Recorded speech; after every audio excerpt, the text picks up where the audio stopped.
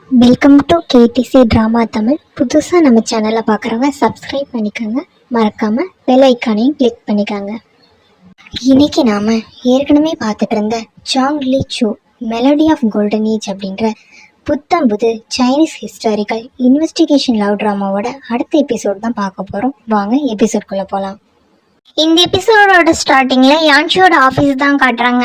அங்கே லீ ஏற்கனவே Leon arrest பண்ணிட்டு வந்து லூசியா பொண்ணு வந்து மிரட்டிருப்பானே, எனக்கு பாட்டு பாடு அப்பதான் உயிரோட விடுவேன்னு சொல்லிட்டு உடனே அந்த பொண்ணு அழுதுகிட்டே பாட்டு பாடியிருக்கோம். அப்புறம் தான் வந்து என்ன பண்ணிருப்பான் அப்படின்னா உயிரோட விட்டுருப்பான். அடுத்து வந்து சொல்லுவான், இது மட்டும் இல்லை, நீ என்ன கேட்டாலும் சரி உனக்காக நான் பண்ணுவேன், நான் உனக்கு ரொம்ப நாள் டைம் கொடுக்க மாட்டேன், ஒரு 3 நாள் எடுத்துக்கோ, 3 நாள் கழிச்சு உனக்கு பிடிச்சாலும் சரி பிடிக்காட்டி சரி நீ என்னை கல்யாணம் பண்ணி தான் ஆகணும், நான் கிளம்புறேன் அப்படின்ற மாதிரி சொல்லிட்டு அங்கேருந்து கிளம்பிடுவான். போனதுக்கு அப்புறமேட்டுக்கு இந்த லூசியா பொண்ணை ஃபீல் பண்ணி அழுதுட்டு இருக்குமா, இதை பார்த்து லியானா ஹக் பண்ணி அழுதுட்டு இருப்பாங்க. 2 பேரும் அழுதுட்டு ஃபீல் பண்ணிட்டு இருப்பாங்க ரொம்ப. இதெல்லாம் இந்த சீஃப் எல்லாருமே பார்த்துட்டு தான் இருப்பாங்க. அடுத்து எங்க காட்டுறாங்க அப்படின்னா யான்ஷியோட வீட்டை தான் காட்டுறாங்க.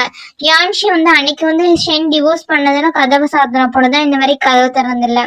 3 நாளைக்கு மேல ஆச்சு. அந்த பொண்ணு வந்து சாப்பிட வரல, எதுவுமே வரலன்றதுனால ஃபீல் பண்ணிட்டு அவங்க அம்மா என்ன பண்ணுவாங்கன்னா, யான்ஷி கதவை தட்டம்மா, ஏமா இப்படி இருக்க, அந்த பைத்தியக்காரன் உன்னை விட்டுட்டு போனான்றதுக்காக நீ இப்படி பண்ணணுமா, வேணா அம்மா ஒண்ணு பண்றேன், உங்கூட சேர்ந்து ஷென் வீட்டுக்கு வரேன், அவனை உண்டு இல்லைன்னு பண்ணிடலாம், இப்ப என்ன அவன் உன்னை அள வச்சுட்டானா, நான் வேணா அம்மா வந்து அள வைக்கமா அப்படின்ற மாதிரி பேசிட்டு இருப்பாங்க. ஆனா ஹீரோயின் கண்டுக்கவே மாட்டாங்களா. அப்ப அவங்க பேசுவாங்க, பேசாம ஒண்ணு பண்ணலாமா, அவன் என்ன டிவோர்ஸ் பண்ண வேணும், நமக்கு வேணாமா, அது முரட்டு பையன், நமக்கு தேவையே இல்லை, நான் உனக்கு அழகான சூப்பரான சின்ன பையனை பார்த்து கல்யாணம் பண்ணி வைக்கிறேமா அப்படின்ற மாதிரி பேசிட்டு இருப்பாங்க. அவங்க பேசிட்டு இங்கிட்டு திரும்புவாங்க. பாஞ்சி வந்து நிற்பான். என்ன அழகான சின்ன பையன் சொன்ன உடனே வந்து நிக்கிறான் அப்படின்ற மாதிரி பார்ப்பாங்களா. உடனே வந்து நான் யான்ஷியை பார்க்க வந்திருக்கேமா அப்படின்ற மாதிரி சொல்லுவான். யான்ஷி பார்க்காத திறக்க மாட்டா அப்படின்ற மாதிரி அவங்க சொல்லிட்டு இருப்பாங்க. யான்ஷி நான் பாஞ்சி வந்திருக்கேன் அப்படின்ற மாதிரி சொல்லுவாங்க. இந்த சவுண்டு கேட்டு ஹீரோயின் வந்து கதவை திறப்பாங்களா. உடனே அவங்க அம்மா பார்ப்பாங்க, என்ன கதவை திறந்துட்டா அப்படின்ற மாதிரி பார்ப்பாங்களா. உடனே நீங்க சாப்பாடு கொடுங்க அப்படின்ற மாதிரி சொல்லிட்டு பாஞ்சி வாங்கிட்டு உள்ள போயிருவான்.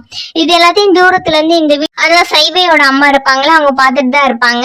அவங்க பார்த்துட்டு இருக்கவங்க வந்துட்டு இது என்ன நடக்குது, ஒரு பையன் தானே இப்ப யான்ஷியோட ரூம்குள்ள போனா அப்படின்ற மாதிரி கேட்பாங்க. மேடம் தப்பா பேசாதீங்க மேடம், என் பொண்ணுவை ஏன் தப்பா பேசுறீங்க அப்படின்ற மாதிரி கேட்பாங்களா. இல்ல எனக்கு தெரியும், யான்ஷி வந்து நான் பார்த்து வளர்ந்த பொண்ணு, ஷென் வீட்டு கல்யாணம் பண்ணி போகும்போது கூட நான் நினைச்சேன் இந்த மாதிரி முரட்ட பையனை கல்யாணம் பண்ணி கொடுக்குறோமே, பிள்ளை எப்படி வாழ போறான்னு. இப்ப ஆனா ஷென்னை டிவோர்ஸ் பண்ணிட்டு வந்துட்டான். நம்ம வீட்டை சுத்தியும் லீ வந்து அவங்க ஆளுகளை போட்டு வச்சிருக்கான். இப்ப போய் வேற ஒரு பையன் வந்துட்டு போறது நல்லா இருக்குமா, ஷென்னால கைவிடப்பட்ட பொண்ணுன்னு தான் ஊர் பூரா பேசிட்டு இருக்காங்க அப்படின்ற மாதிரி சொல்லி பேசிட்டு இருப்பாங்களா. என்ன பேச்சு பேசிட்டு இருக்கீங்க, யாரு வந்து யார கைவிட்டது, என் பொண்ணுதான் அவன் வேணான்னு சொல்லிட்டு வந்திருக்கான், அதனால புரிஞ்சு நடந்துக்கங்க அப்படின்ற மாதிரி பேசுவாங்க. அதுக்கு உடனே அவங்க சொல்லுவாங்க, இல்ல இத்தனை நாள் வந்து வேற விதமா இருந்துச்சு, இப்ப வந்து நம்ம வீட்லயே இருக்கிறதுனால வேற யோசிக்கணும்ல அப்படின்ற மாதிரி பேசுவாங்களா. இப்ப நீங்க என்ன பேச வரீங்க, நானும் உங்களை ரொம்ப நாள் பொறுத்து போயிட்டு தான் இருந்தேன், ஆனா நீங்க இன்னைக்கு பொறுமை மீறிட்டீங்க, உங்களை சும்மா விட மாட்டேன் அப்படின்ற மாதிரி சொல்லுவாங்க. நான் என்ன பண்ணேன் அப்படின்ற மாதிரி அவங்க சொல்லுவாங்களா. இல்ல உங்களுக்கு இன்னைக்கு சண்டை தான் அப்படின்ற மாதிரி சொல்லிட்டு இங்க 2 பேரும் சண்டை போட்டுட்டு கிடப்பாங்க. அப்பன்னு பார்த்தாங்கடி யான்ஷியோட அப்பா வருவாரா. வந்தவர் பார்த்துட்டு எதுக்கு நீங்க 2 பேரும் சண்டை போட்டுட்டு இருக்கீங்கன்னு சொல்லி கேட்டுட்டு இருப்பாரா. உடனே இவங்க 2 பேரும் சேர்த்து அவரை நொக்க ஆரம்பிச்சிருவாங்க. இந்த சவுண்டு கேட்டுட்டு யான்ஷியும் பாஞ்சி வெளியே வந்து பார்ப்பாங்களா. என்ன சண்டை போட்டுட்டு இருக்கீங்க, ஷூ அமைதியா இருங்க அப்படின்ற மாதிரி சொல்லுவாங்க. அப்ப எல்லாரும் அமைதி ஆவாங்களா. அம்மா எனக்கு கொஞ்சம் வேலை இருக்கு, நான் பாஞ்சி கூட வெளியே போயிட்டு வரேன் அப்படின்ற மாதிரி சொல்லிட்டு அங்கிருந்து கிளம்பி போயிடுவாங்க. இதையே எல்லாரும் பார்த்துட்டு இருப்பாங்க. அடுத்து கொஞ்ச நேரம் தான் ஆகும், யார் திருப்பி சண்டை போட ஆரம்பிச்சிருவாங்க. இவங்க சண்டை ஓயாது போல இருக்கு, இந்த மாதிரி சண்டை போட்டுட்டு தான் இருப்பாங்க. இங்க வெளியில வந்து பாஞ்சி சரி யான்ஷி சரி 2 பேரும் போயிட்டு இருப்பாங்களா. போயிட்டு இருக்கிறது வந்து ஒரு ஸ்பை ஒருத்தையும் வந்து ஃபாலோ பண்ணி வந்துகிட்டே இருப்பான். இவங்க எங்கடா போறாங்க அப்படின்ற மாதிரி பார்த்துட்டு பின்னாடி வந்துட்டு இருப்பானா. அப்போ ஒரு சந்து மாதிரி இருக்கும். இவங்க வந்து ஒரு பொண்ணு வந்து கையை பிடிச்சி இழுத்து கூப்பிட்டு வரும். நீ யாருமா என்ன அப்படின்ற மாதிரி கேட்கும்போது நாங்க இந்த ஹூடியை போட்டு தப்பிச்சு போங்க அப்படின்ற மாதிரி ஒரு ஹூடி கொடுக்கும். அதை போட்டுட்டு அங்கிருந்து தப்பிச்சு நேரா எங்க போவாங்க அப்படின்னா லூசியா பொண்ணு இருக்குல்ல அவங்களோட கடைக்கு தான் போவாங்க. யான் வந்தவொடனே கதவை சாத்திடுவாங்க. அங்கதான் எல்லாரும் வெயிட் பண்ணிட்டு இருப்பாங்க. யார் இந்த பொண்ணுன்னு தெரியல, நம்ம ஹெல்ப் பண்ணிருக்கு அப்படின்ற மாதிரி சொல்லுவாங்களா. உள்ள போனேன்னு லூசியா பொண்ணு வந்து ஹீரோயினை ஹக் பண்ணிக்கும். ஆமா என்னாச்சு இங்க அப்படின்ற மாதிரி சொல்லி பேசிட்டு இருக்கும்போது ஒண்ணு இல்லை அப்படின்ற மாதிரி சொல்லுவாங்க. அப்பதான் இவங்க எப்படி இங்க வந்தாங்க அப்படின்றத பத்தி சொல்லுவாங்க. ஸ்பை வந்து ஃபாலோ பண்ணிட்டு வந்திருக்கிறது ஆல்ரெடி நோட் பண்ணியிருப்பாங்க. லூசியா பொண்ணு கல்லறைக்கு வந்து ஹீரோயினை பார்க்க வருவாங்களே, அப்பயே ஒரு சீக்ரெட் லெட்டர் கொடுத்துருக்கோம். இந்த மாதிரி வந்து 3 நாள் கழிச்சு வந்து நகை கடையில பாரு அப்படின்ற மாதிரி. அதனாலதான் ஹீரோயின் என்ன பண்ணுவாங்கன்னா இப்ப வந்திருப்பாங்க. அவங்க வீட்டுல ஃபுல்லா ஆள் போட்டிருப்பாங்களே, அதனால பாஞ்சி வண்ணவே என்ன சொல்லுவானா, நான் இந்த மாதிரி உன்னை கூட்டிட்டு போறேன், என் கூட வெளியே வர மாதிரி வா, நான் கூட்டிட்டு போறேன் அப்படின்ற மாதிரி டீல் பேசியிருப்பாங்க. அப்படிதான் வந்திருப்பாங்க. இப்ப வந்து மீட் பண்ணிட்டாங்களா, அப்ப வந்து கேட்பாங்க, பேசாம நீ என் கூட வந்துடுறியா, நான் தப்பிச்சு போலான்னு முடிவு பண்ணிருக்கேன் அப்படின்ற மாதிரி சொல்லுவாங்க. இல்ல நான் கூட நீ வந்து லெட்டர் புரிஞ்சுக்காம இருப்பேன்னு நினைச்சேன், பரவாயில்ல புரிஞ்சுக்கிட்டேன், என்னால தப்பிச்சுன்னா வர முடியாது அப்படின்ற மாதிரி ஹீரோயின் சொல்லுவாங்களா. ஏன் நீ வந்து சென்னை லவ் பண்றியா அப்படின்ற மாதிரி கேட்பாங்க. அதெல்லாம் இல்ல, எனக்கு இங்க வேற வேலை இருக்கு அப்படின்ற மாதிரி ஹீரோயின் சொல்லிட்டு இருப்பாங்க. ஆமா, லீ வந்து இங்க இருந்தா சும்மா விட மாட்டான், லீயோட பவர் வேற நாளுக்கு நாள் அதிகமா போயிட்டே இருக்கு, நீ கூட சீக்கிரம் வந்து லியானை கூப்பிட்டு தப்பிச்சு போயிடு அப்படின்ற மாதிரி சொல்லிட்டு இருப்பாங்க. லியான் ஒத்துக்கிட்டானா அப்படின்ற மாதிரி கேட்கும்போது, அவ ரிசைன் பண்ணிட்டே வரேன்னு சொல்லிட்டான், அவ எனக்காக என்ன வேணா பண்றதுக்கு தயாரா தான் இருக்கான் அப்படின்ற மாதிரி சொல்லுவாங்க. அப்படியா அப்படின்ற மாதிரி அவங்க பேசிட்டு இருப்பாங்க. பேசிட்டு இருக்கும்போது தான் ஞாபகம் வரும், ஒரு பொண்ணு தானே ஹெல்ப் பண்ணுச்சு அப்படின்ற மாதிரி சொல்லிட்டு அந்த பொண்ணு கோட் போட்டுட்டு இருக்கும்ல, அந்த கோட்டை வச்சு பார்த்துட்டு இருப்பாங்க. அது மேல என்ன பேர் போட்டிருக்கும் அப்படின்னா காங்க அப்படின்ற மாதிரி பேர் போட்டிருக்கும். என்ன இந்த பேர் போட்டிருக்கு அப்படின்ற மாதிரி கேட்கும்போது பாஞ்சி சொல்லுவா, ஏற்கனவே இவங்க ரிலேட்டடான கேஸ்க்கு நீ ஹெல்ப் பண்ணிருப்ப, அதனாலதான் அவங்க ஹெல்ப் பண்றாங்க அப்படின்ற மாதிரி சொல்லுவான். அப்ப வந்து ஒருத்தவங்க நல்லது பண்றது எவ்வளவு யூஸ்ஃபுல்லா இருக்கு பாரு அப்படின்ற மாதிரி அவங்க 2 பேர் பேசிட்டு இருப்பாங்க. நானும் எதிர்பார்த்த ஒண்ணு பண்ணலையே அப்படின்ற மாதிரி அவங்க பேசிட்டு இருப்பாங்க. இல்ல லூசியா பொண்ணோட அப்பா வருவாரு, இதாம்மா இந்த பை நிறைய தங்க கட்டிதாம இருக்கு, வேற எது ஹெல்ப் பண்ணுமோ ஹெல்ப் பண்ணாதோ, தங்க நல்லா ஹெல்ப் பண்ணும், ஃபர்ஸ்ட் டைம் வீட்டை விட்டு போற, பார்த்து பத்திரமா இருந்துக்கோமா அப்படின்ற மாதிரி சொல்லுவாங்க. அப்போ உடனே பாஞ்சி சொல்லுவா, லியான் வந்து வெளியே வெயிட் பண்ணிட்டு இருக்கான், நீ ஒண்ணு பண்ணி ஹீரோயின் மாதிரி நீ ஹூடி போட்டு வா, உன்னை கூட்டிட்டு போய் ஊருக்கு வெளியில விட்டுறேன் அப்படின்ற மாதிரி சொல்லுவாங்க. இந்த பொண்ணு என்ன பண்ணும் அப்படின்னா ஹூடி போட்டுட்டு வரும், ஸ்பை வெளியில தான் நின்றுட்டு இருப்பான், பாப்பா சரி ஆன்சி தான் வராங்க போல இருக்குன்னு சொல்லி விட்டுருவான். அவங்க என்ன பண்ணிடுவான், பாஞ்சி வெளியே கூட்டிட்டு போய் விட்டுருவான். வெளியே அந்த இடத்துலதான் என்ன பண்ணுவான், லியான் வந்து வெயிட் பண்ணிட்டு இருப்பான். ரொம்ப நன்றி கூட்டு வந்து விட்டதுக்கு அப்படின்ற மாதிரி சொல்லுவாங்க. பரவாயில்ல அப்படின்ற மாதிரி சொல்லிட்டு பாஞ்சி வழியை அனுப்பி வைப்பான். அவங்க 2 பேர் தப்பிச்சு அங்க இருந்து கிளம்பி போயிருவாங்க. போறதுக்கு முன்னாடி கேட்கும் இந்த பொண்ணு, உனக்கு ஓகே தானே நீ கூட வர்றதுக்கு அப்படின்ற மாதிரி கேட்கும்போது, எனக்கு அதனால ஒன்றும் பிரச்சனை இல்லை, நான் வரேன் அப்படின்ற மாதிரி சொல்லிட்டு 2 பேரும் சந்தோஷமா அங்க இருந்து கிளம்பி போயிடுவாங்க. அடுத்து இங்கிட்ட வந்து இந்த மாதிரி லூசியா பொண்ணு வந்து தப்பிச்சு போயிருச்சு, வெளியிலிருந்து தப்பிச்சு போயிருச்சு, வீட்டுல இல்ல அப்படின்றத கண்டுபிடிச்சிட்டாங்களா, இதை போய் லீ கிட்ட ரிப்போர்ட் பண்ணுவாங்களா. லீ உடனே அவனை எட்டி மிதிச்சிருவான். நீ என்ன பண்ணிட்டு இருக்கீங்க, ஒரு பொண்ணை ஒழுங்கா அவங்களால பாதுகாக்க முடியான்னு கேட்கும்போது, இல்ல யான்சி அவங்கள ட்ரிக் பண்ணி ஏமாத்திட்டாங்க, எங்களால கண்டுபிடிக்க முடியல சார் அப்படின்ற மாதிரி சொல்லுவாங்க. இங்க இல்லைன்னா என்ன, ஊர் ஃபுல்லா போய் தேடுங்க, ஊர்ல இல்லைன்னா என்ன வெளியூர்ல போய் தேடுங்க, எங்கனாலும் சரி எனக்கு அந்த பொண்ணு வந்தே ஆகணும், போய் தேடுறீங்களா இல்லையாடா அப்படின்ற மாதிரி சொல்லி மிரட்டிட்டு இருப்பான். மிரட்டி அவன் டென்ஷன்ல உட்காந்துருப்பானா. உடனே இந்த பொண்ணை வந்து சமாதானப்படுத்த ஒரு புது சீரியல்ல பொண்ணு, நீ பேசாம போறியா அப்படின்ற மாதிரி திட்டி விட்டுருவான். அடுத்து கொஞ்ச நேரம் கழிச்சு தான் காட்டுவாங்க, லீயோட ஆபீஸ் முன்னாடி நிறைய கோர்ட்டோட அபிஷியல்ஸ் தான் வந்து லைன் நின்றுட்டு இருப்பாங்க. நான் லீயோட சப்போர்ட் வேணும்ல, அதுக்காக வந்து அவனுக்கு நிறைய கிஃப்ட்ஸ் எல்லாம் எடுத்துட்டு வந்துட்டு இருந்திருப்பாங்க. லீ உள்ள இருப்பானா, அவன்கிட்ட வந்து ரிப்போர்ட் பண்ணுவாங்க, இந்த மாதிரி 70% மேல வந்து கோர்ட்டோட அபிஷியல்ஸ் அவங்கள பார்க்க வந்திருக்காங்க அப்படின்ற மாதிரி சொல்லுவாங்க. பரவாயில்லையே அவ்வளோ பேர் வந்துட்டாங்களா, அதுல எத்தனை பேர் வந்து மிலிட்ரி பணம் இருக்காங்க அப்படின்ற மாதிரி கேட்பான். ஒரு 30-35% இருப்பாங்க சார் அப்படின்ற மாதிரி சொல்லும்போது, சரி அவங்கள்ட்ட இருந்து மட்டும் கிஃப்ட் ரிசீவ் பண்ணி வச்சுக்கோ, மித்தபடி படிச்சவங்களை வச்சு நம்ம எதுவும் பண்ண போறது இல்லை, பாத்துக்கலாம் அப்படின்ற மாதிரி பேசிட்டு இருப்பாங்க. கண்டிப்பா நான் ஆட்சியை படிக்க போறேன், 2ஆம் தேதி அடுத்த மாசம் 2ஆம் தேதி நான் ஆட்சியில அரியணை ஏறது உறுதி அப்படின்ற மாதிரி பேசிட்டு இருப்பான்.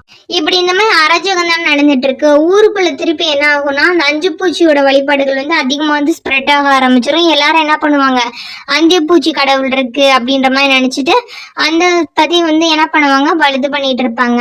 அடுத்து இங்க யான்ஷி தான் காட்டுவாங்க. அவங்க ஆபீஸ்ல இருந்து வெளியே வருவாங்களா, அவங்கள பாக்குறதுக்காக பாஞ்சி வந்து நின்று இருப்பான். அப்ப வந்து கேட்பாங்க, யான்ஷி உனக்கு எதுவும் பிரச்சனை இல்லையா, என்னை மீட் பண்ண அடிக்கடி வரியே, லீவோட ஆளுக உன்னை ஏதாவது பண்ணிட்டா என்ன பண்றது அப்படின்ற மாதிரி சொல்லி கேட்பாங்க.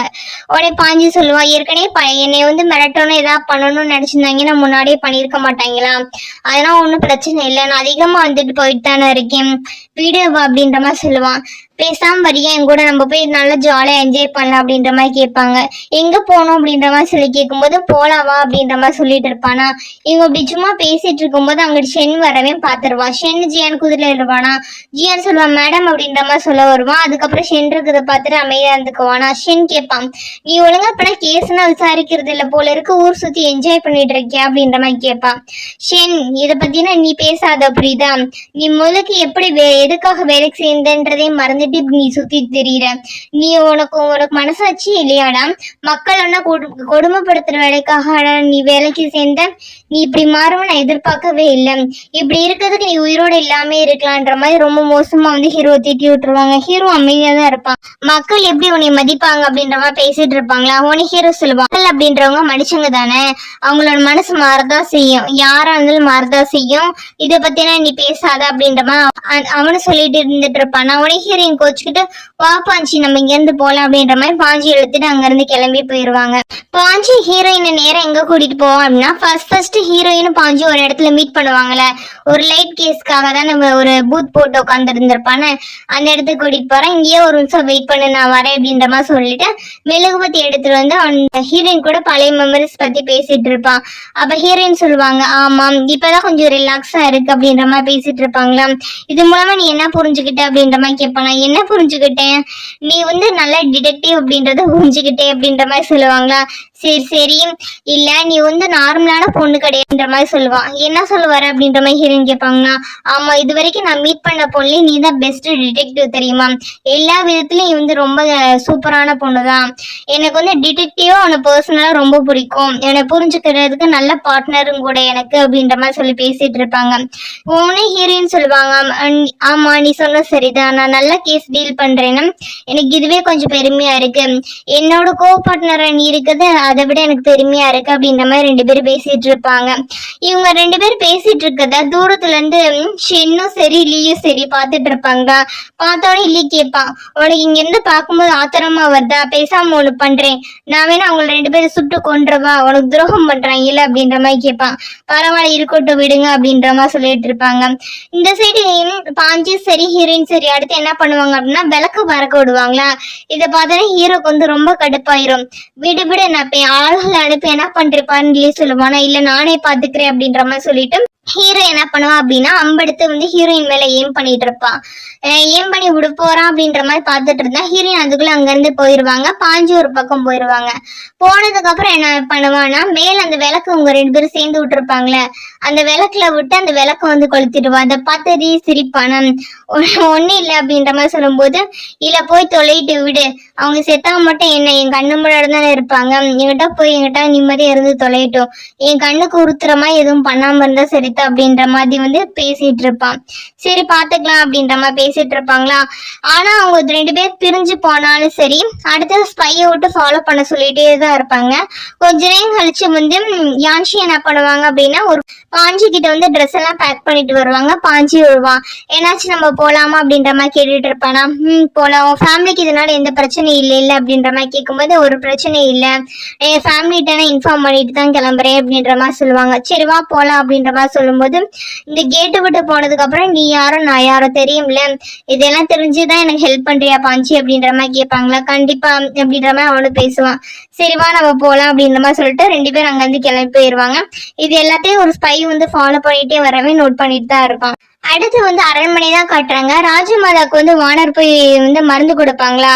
ஆனா ராஜமாதாக்கு ரொம்ப உடம்பு முடியாம போயிடும். மருந்து சாப்பிட்டு ரத்தம் வந்து எடுக்க ஆரம்பிச்சிருவாங்க. வானர் வந்து ராஜமாதா அப்படின்ற மாதிரி கூப்பிடுவாங்களா. பேசாம இருது, யார்ட்டையும் சொல்லாத, மறைச்சுக்கோ அப்படின்ற மாதிரி சொல்லிட்டு இருப்பாங்க. இது எல்லாத்தையும் வந்து அங்க ஸ்பை வச்சிருப்பான லீ அவங்க பார்த்துட்டு வந்துட்டு வீட்டுல சொல்லியிருப்பாங்க, இந்த மாதிரி ராஜமாதாக்கு வந்து ரொம்ப உடம்பு முடியல, கிரிட்டிக்கல் கண்டிஷன்ல இருக்காங்க, எப்ப வேணா உயிர் போயிடும் அப்படின்ற மாதிரி சொல்லுவாங்க.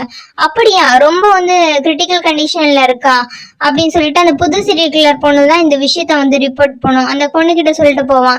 அப்ப நான் உடனே போய் பாக்குறேன் அப்படின்ற மாதிரி சொல்லிட்டு அங்க இருந்து கிளம்பி போவானா. அந்த பொண்ணு கொஞ்சம் நக்கலாதான் சிரிச்சிட்டு இருக்கும். உடனே இங்க நேரம் கிளம்பி எங்க போயிருவானா, அரண்மனைக்கு போயிருவான். அரண்மனைக்கு உள்ள போனோடனே ராஜமாதா கேட்பாங்க, யாரு நேரத்துக்கு வந்திருக்கா அப்படின்னு கேட்கும்போது, நான் தான் ராஜமாதா, லீவ் வந்திருக்கேன் அப்படின்ற மாதிரி சொல்லுவான். என்னப்பா இந்த நேரத்துக்கு வந்திருக்கு அப்படின்னு சொல்லி கேட்கும்போது, உங்களுக்கு ரொம்ப உடம்பு முடியலன்னு கேள்விப்பட்டேன், அதான் வந்து பாத்துட்டு போலான்னு வந்தேன் வந்தே அப்படின்ற மாதிரி சொல்லுவான். இல்லையே எனக்கு உடம்புனா நல்லா தானே இருக்கு அப்படின்ற மாதிரி சொல்லுவாங்களா. இல்ல ராஜமாதா பொய் சொல்லாதீங்க, எனக்கு நல்லா தெரியும் உங்களுக்கு உடம்பு இல்லைன்னு சொன்னாங்க அப்படின்ற மாதிரி சொல்லுவாங்க. அப்படியா, அப்படின்னா இல்ல நான் நார்மலா தான்ப்பா இருக்கேன் அப்படின்ற மாதிரி சொல்லுவாங்க. சரி நீ இப்ப எதுக்கு இங்க வந்த அப்படின்ற மாதிரி சொல்லி கேட்கும்போது, இல்ல நான் உங்களுக்கு லாயலா தான் இருக்கேன் அப்படின்ற மாதிரி சொல்ல வந்தாங்க. இல்ல நீ பண்றதெல்லாம் பார்த்தா அப்படி தெரியலையப்பா அப்படின்னு சொல்லும்போது, இல்ல உங்களுக்கு தான் முடியலன்னு சொன்னீங்களா, உங்களுக்கு சப்போர்ட் பண்றதுக்காக வந்தே அப்படின்ற மாதிரி சொல்லிட்டு இருப்பான். உடனே ராஜமாதா கோவம் வந்துடும். நீ என்ன பேசிட்டு இருக்கன்னு தெரிஞ்சிட்டு இருக்கியா, என்னமோ நீ இருந்தாலும் அரசாங்கமே ஓடுன்ற மாதிரி பேசிட்டு இருக்க, அப்படின்னு கிடையாது. நீ யாருன்னே தெரியாது ஒரு பணிப்பெண்ணோட பையன், சாதாரண குடிமக்கள் இருந்த உடனே இந்த அளவுக்கு நான் கொண்டுட்டு வந்து வச்சிருக்கேன், நீ எனக்கு கொஞ்சம் கூட நன்றி இல்லாம இந்த மாதிரி நடந்துட்டு இருக்க அப்படின்ற மாதிரி சொல்லி கேட்கும்போது உடனே லில்லி கத்த ஆரம்பிச்சிருவான். என்ன இப்படி பேசுறீங்க நீங்க, உங்களுக்கு உடம்பு இல்லைன்னு சொன்னதுல என்ன தப்பு, உடம்பு முடியாதவங்க தானே சொல்லுவாங்க, நீங்க உங்களுக்கு எப்ப பாரு பொறாம தான், நீங்க என்ன ஒழுங்குன்ற மாதிரி பேசிட்டு இருக்கீங்க அப்படின்ற மாதிரி சொல்லுவாங்களா. லீ நீ என்ன பேசுன்னு தெரிஞ்சுதான் பேசுறியா அப்படின்ற மாதிரி ராஜமாதா கத்திட்டு இருப்பாங்களா. ஏன் தெரியாது, உங்களுக்கு ஷூ தெரியுமா, நான் ஷூவோட மகன் அப்படின்ற மாதிரி சொல்லுவாங்க. என்ன அப்படின்ற மாதிரி சொல்லி கேட்கும்போது, உங்களுக்கு இன்னும் புரியலையா, நீங்க கொலை பண்ணீங்களே ஷூ, அவங்களோட மகன் தான் நான் அப்படின்ற மாதிரி சொல்லுவான். அப்பதான் லீ பிளாஷ்பேக் சொல்றான். ஏன்னா அந்த பையன் இறந்து போன பையன் எப்படி உயிரோட வந்திருக்கா அப்படின்ற மாதிரி பாக்குறீங்களா. அப்ப என்ன நினைச்சுன்னு தெரியுமா, எங்க அம்மா இறந்து போயிட்டாங்க, இறக்குறதுக்கு முன்னாடி என்ன சொல்லிட்டு இறந்து போனாங்கன்னா, அவங்க இறப்புக்கு காரணம் நீங்க தான் அப்படின்ற மாதிரி சொல்லிட்டு தான் இறந்து போனாங்க. பட் நான் அந்த இடத்துல இறந்து நான் எனக்கு எதுவும் ஆயிடக்கூடாதுன்றதுக்காக எனக்கு பாத்துக்கிறதுக்காக நர்ஸா போட்டிருந்தாங்களா, அவங்களோட பையன் என்னோட இடத்துல போய் எரிஞ்சு செத்து போனான். தான் நான் தன்னால வாழ்ந்துட்டு இருந்தேன். அவங்களுக்கு 2 ட்வின்ஸ் பொண்ணுங்க இருந்தாங்க அப்படின்ற மாதிரி சொல்லி கதை சொல்ல ஆரம்பிப்பான். இப்ப நீ என்ன சொல்ல வர, உனக்காக ஒரு உயிரே நீ அந்த வயசுல கொண்டிருக்கியா அப்படின்ற மாதிரி கேட்பாங்க. நான் கொள்ளல, எல்லாத்துக்கும் காரணம் நீங்க தானே எங்க அம்மா வாழ விடல, அதனாலதான் எனக்கு இந்த நிலைமை அப்படின்ற மாதிரி சொல்லி பேசிட்டு இருப்பான்.